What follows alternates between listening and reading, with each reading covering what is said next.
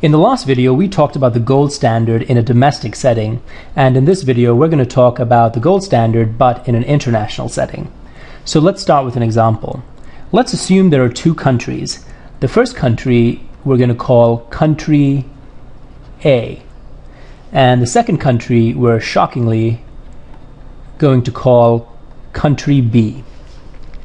And let's assume that country A has 100 grams of gold sitting in its reserves.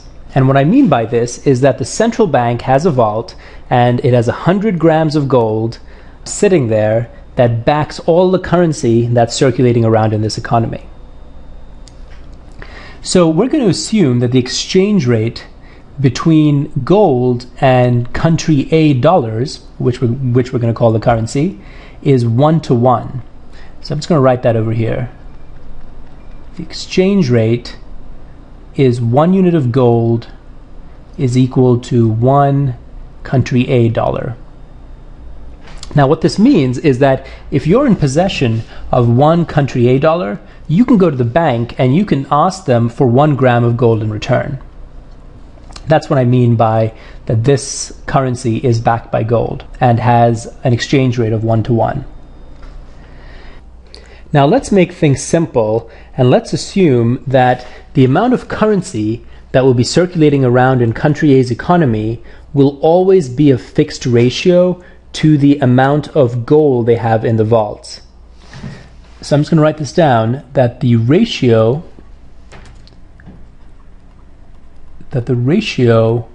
of money supply to gold will always be, we're going to assume it's always going to be 10-to-1. And what I mean by that is that the banks in the economy will only be able to lend money out and expand the money supply until it hits 10 times the amount of gold sitting in there. So what is that money supply number? That money supply number will be the 100 grams of gold sitting in the central bank's vault, so 100 grams of gold, times the exchange rate of gold to country A dollars, which is 1-to-1, times this ratio of 10-to-1. And so the money supply in this economy, we're going to assume, is going to be 1,000. It will always be 10 times this number converted to country A dollars. So we're going to do the same thing for country B.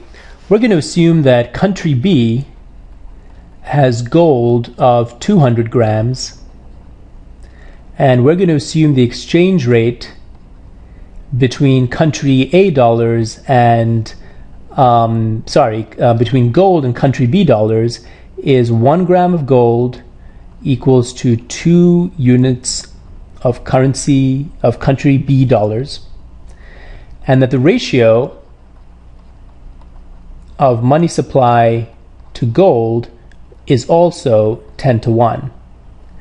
And this will imply a money supply of 200, that's the amount of gold they have sitting in the vault, times the exchange rate, so expressing that in terms of country B dollars, times the ratio of money supply to gold, so 10. And that's equal to 4,000. Now let's think about what this setup implies.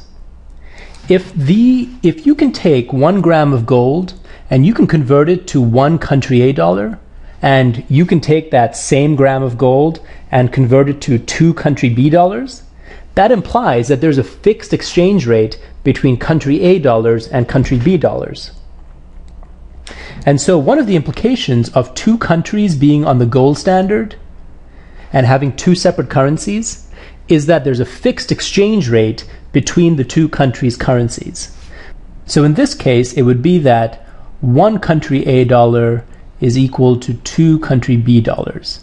And that's because you can convert this 1 country A dollar to gold and move it to country B and then exchange it for 2 country B dollars. So this is equivalent. So the next thing we're going to talk about is what being on the gold standard implies for interest rates in these two countries. So let's assume that The central bank in country A has set the interest rate to 5%.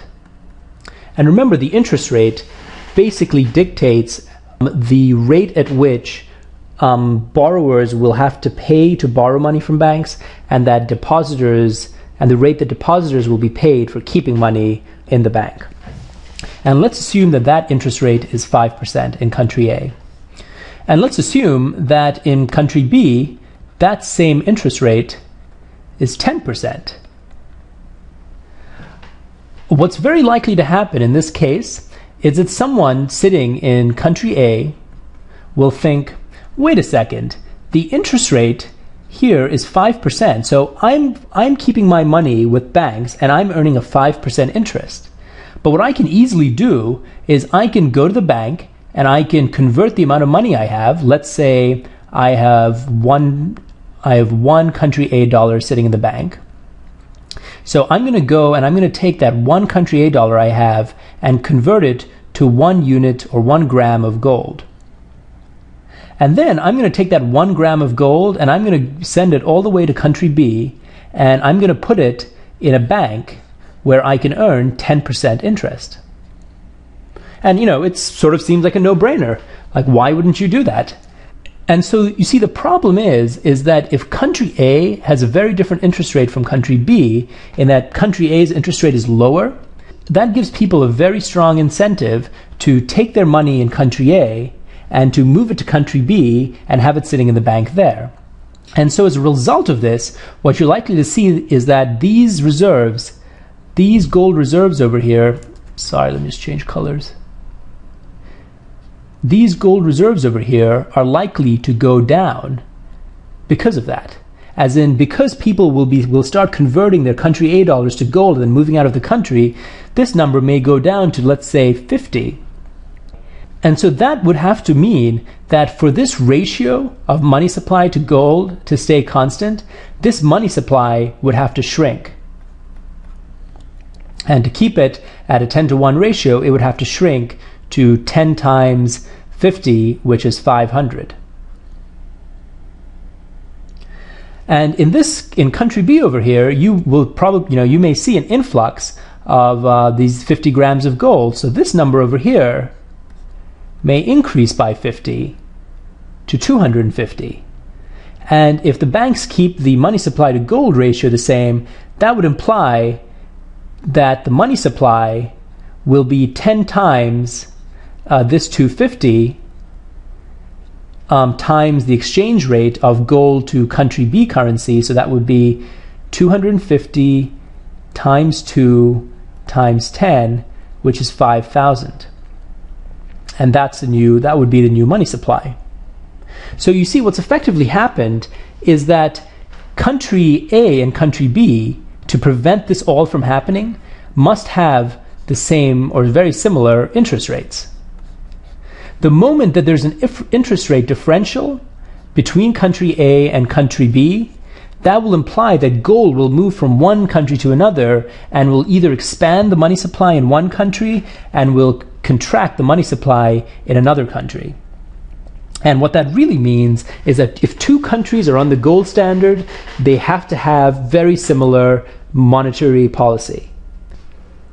Okay, so now we've set things up for a discussion in the next video of the advantages of this entire system. And in the video after that, we'll talk about the disadvantages of this gold standard system.